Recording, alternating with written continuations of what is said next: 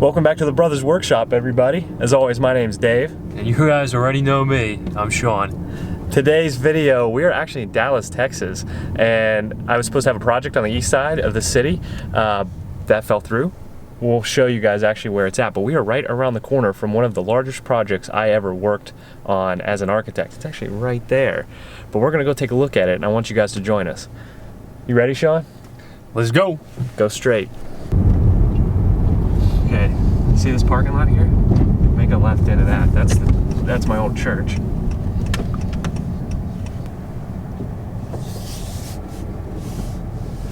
Oh man. And that's it right there. I just see all that facade that they're applying. That was what I did. I designed all of that. That's a doozy. Pretty stoked to see this one. It's a biggin. So we're gonna head out and take a look at it.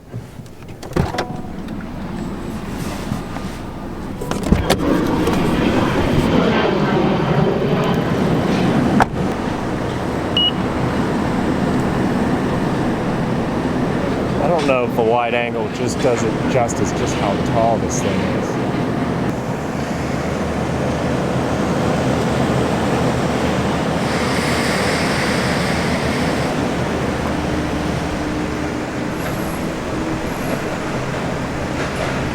I'm so excited to bring you guys along on this project because right now we're standing at the base of the first ever skyscraper project I worked on. And as you can see right now, about midway up on the inset of that building, there's some guys putting on stonework. That stone that they're applying, all of that facade detailing, I did. And I was part of the project team that designed this building, and I'm so stoked to be able to see this thing coming out of the ground. Last time I saw this was about a year ago when I was still living here in Dallas, and it hadn't even been out of the ground yet. It was still just a hole. It's about 3 stories deep. So stoked to see this. It's pretty sick to see this thing coming along. I didn't make the massive moves in the design, but it's the only skyscraper I ever worked on.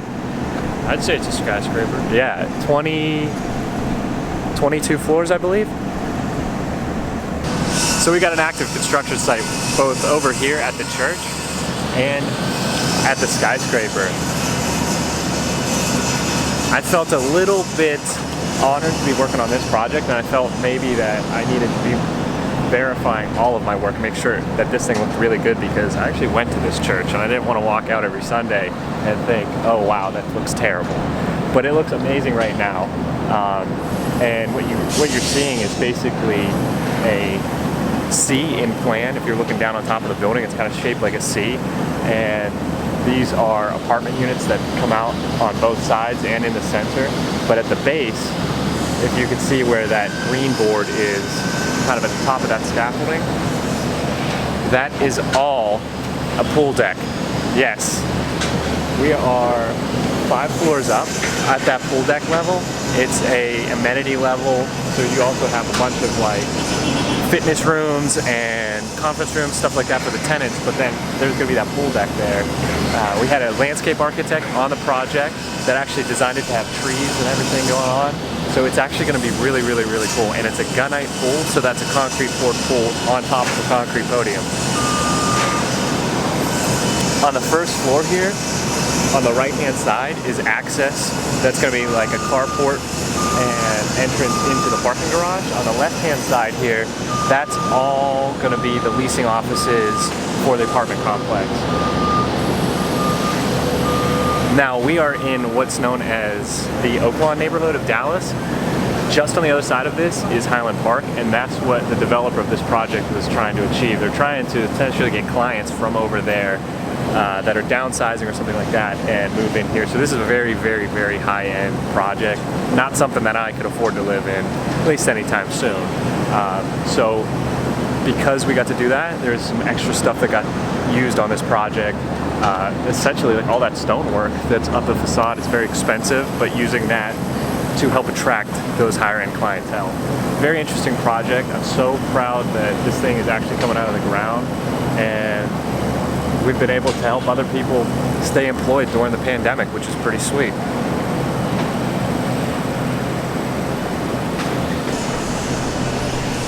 I don't know about you guys, but I've seen about all I can see from this angle, so I've convinced Dave to go check it out from another location. Let's go.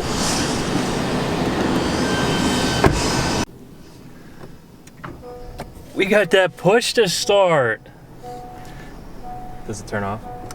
What'd you do that for? All right, let's go, man.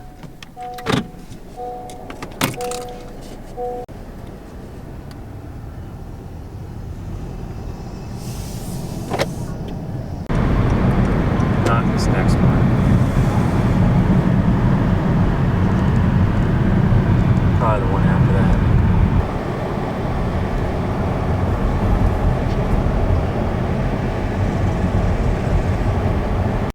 So we're actually on the other side of the building right now, right behind an Equinox gym.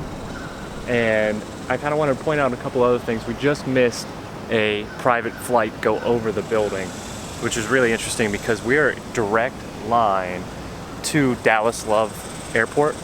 And this is actually the angle of the building in the long dimension is in line with the runway. So it's fairly interesting. This project was governed by FAA rules about how high a building can be.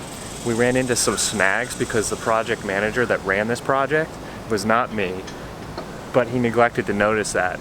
And so after the building was completely designed, we were, I think, 5 feet too tall for the FAA guidelines. So the whole building had to shrink, which meant that we had to take inches out of every single floor and then redesign the entire facade. And that was my job.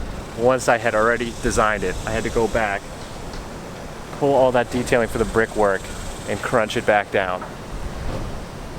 But as you can see, that all worked out because right now they're finishing up. Right there is one of the planes.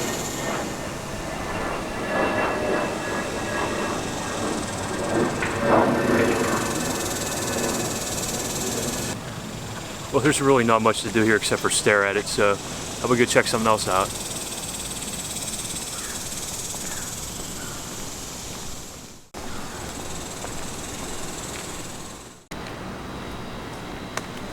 Love how well the yards are maintained here. Don't you, Sean? It's pretty.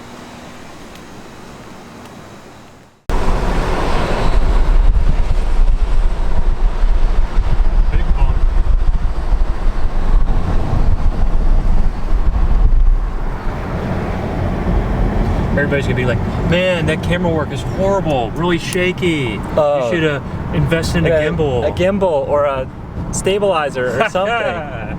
Nah, who needs one of those? Someday, maybe.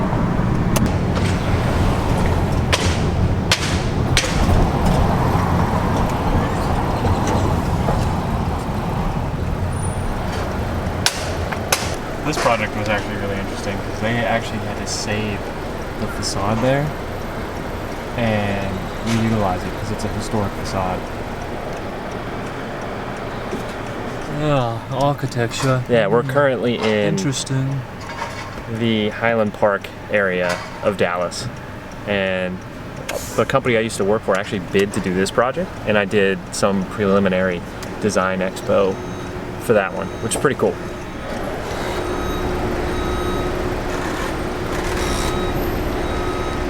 I'm not stoked on the actual design though, it's kind of ugly.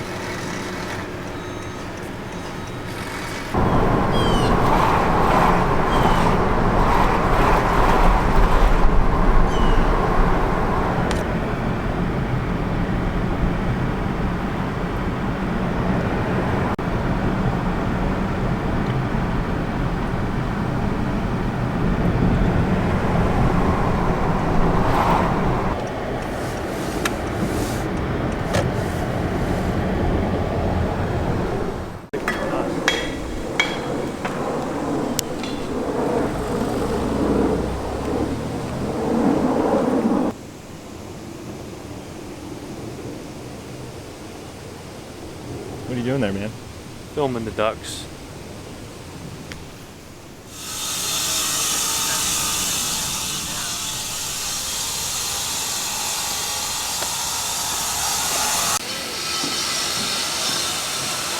All right, guys. So I wanted to show Sean this quirky little park over here. He's Here you are. Didn't see you guys there. So I wanted to show Sean this quirky little park over here in Highland Park. This side right here is this little lake that they've got, a man-made lake. It's a dammed river essentially, and then right there, we'll turn you around here. Southwest Flight. So right here is actually this little river that they've dammed and created a lake. And then over here, you can see where it spills back over and it continues to go. I like this. It's a hidden little gem. Not everybody in Dallas knows about it, but you have to actually come out to this side of town to be able to experience it.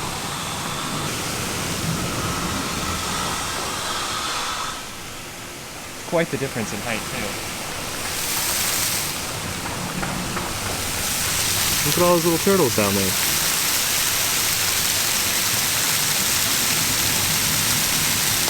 We got a family of turtles right down there. John, you see the turtles? Where are they at? Right there on the rocks. Oh man. Catching some shade or some sun. This is that right there.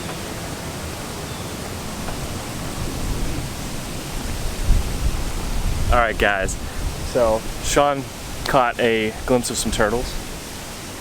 And yeah, I was telling him the difference between the water level here because they dammed this. And then right over here is the old pump house. And this family bought that and they turned it into a education facility and a kind of gallery space. So we'll take a look at that too. I don't think we can get in. It's only open on certain times. But right there, that's the other hidden gem of this part of town.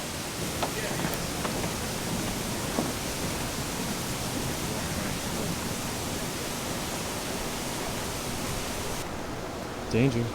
Keep away.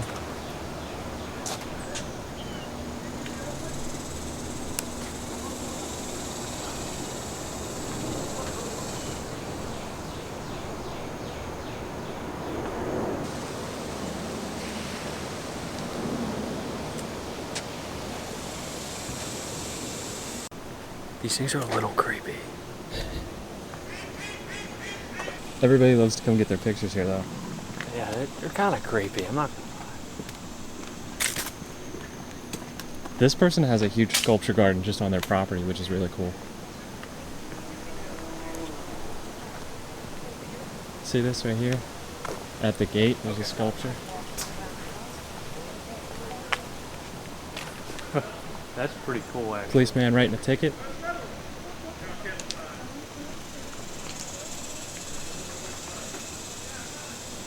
That is hilarious.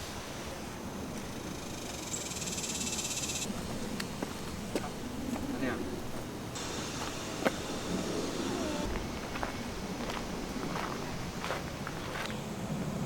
We gotta get back to my curls.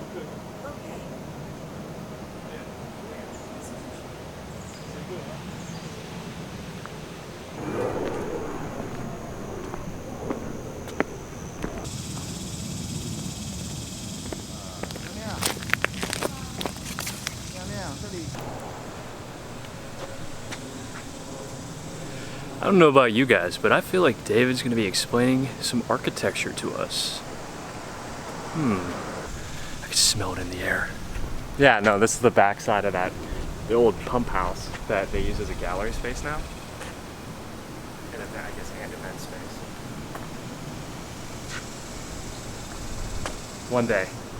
One day I want something like this at my house so that when I throw parties, it's not in my house. Be like the new girl, like loft style parties, maybe? Dave? Tell me about this building. Well, this is the pump house.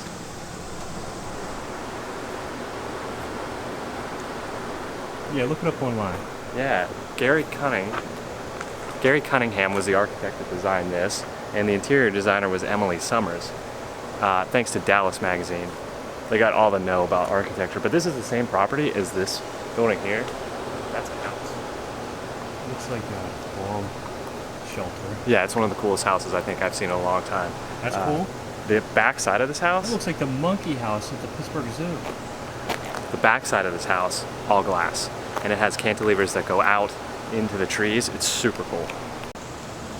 All right, so I told you guys about this pump house, and the owners of the whole property, they're philanthropists, so they cater a lot to the arts. Well, this side over here, I think is phenomenal, and it was designed by famous architect Antonio Predock, and it's basically like this ziggurat form leading up, and then on the back side, it's all glass, so it's kind of a combination of modernism and brutalism. It's super cool. Dave thinks it's super cool. I think it looks like the elephant house at the zoo. Whatever. There's a book about it. We'll link that in the description. At least it doesn't smell like the elephant house. Yeah. We'll link the book in the description if you guys are super interested and want to take a look at it. I know a couple of you guys will be. The houses here.